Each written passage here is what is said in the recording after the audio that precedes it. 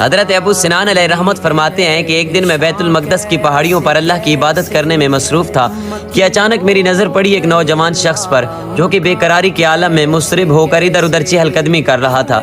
आप फरमाते हैं मैं गमखारी की नीयत से उसके करीब गया, जाकर पूछा मियाँ क्यों परेशान हो?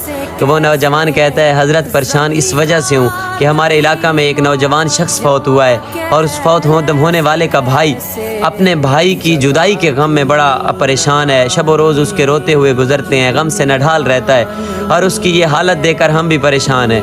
तो हज़रत अबू सिनान तसल्ली देने की नीयत से उसके साथ चल पड़ते हैं। जब आप उस नौजवान के सामने पहुँचते हैं उसे तसल्ली देते हैं और कहते हैं मियाँ रो मत, ये एक ऐसा दरवाज़ा है मौत जिससे सब ने गुजर कर जाना है। कुल्लु नफ्सिन ज़ायक़तुल मौत, सब ने मौत का जायका चखना है। हम भी चले जाएंगे, हमारी औलाद आएगी वो भी चले जाएगी, हमारे आबा भी चले गए।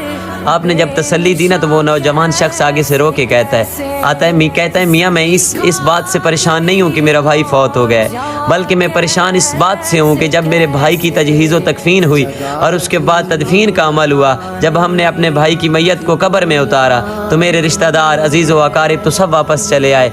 अब वो कहता है कि मैं उसकी कब्र पर बैठा रहा और अचानक से मुझे उसकी कब्र में से आवाज़ें आने लग गई। अंदर से कोई आवाज़ करके कहता है कि मुझे बचा लो, मुझे बचा लो। और उसकी मैं अपने भाई की ये सदा सुनकर बेकरार हो गया, परेशान हो गया। तो मैंने इरादा किया कि मैं कब्र को खोदूं और कहते हैं कि मैंने कब्र से मिट्टी हटाना शुरू कर दी।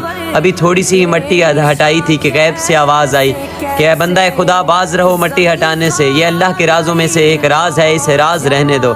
कहते हैं मैं फिर झटका लगा मुझे और मैंने फिर से मिट्टी डालना शुरू कर दी, लेकिन कुछ देर ही गुजरी थी कि फिर से मेरे भाई की आवाज़ें आने लग गईं और मेरा भाई चीखो पुकार करके कहता है, मेरा नाम लेके कहता है कि मेरे भाई बचा लो मुझे, अल्लाह के वास्ते बचा लो।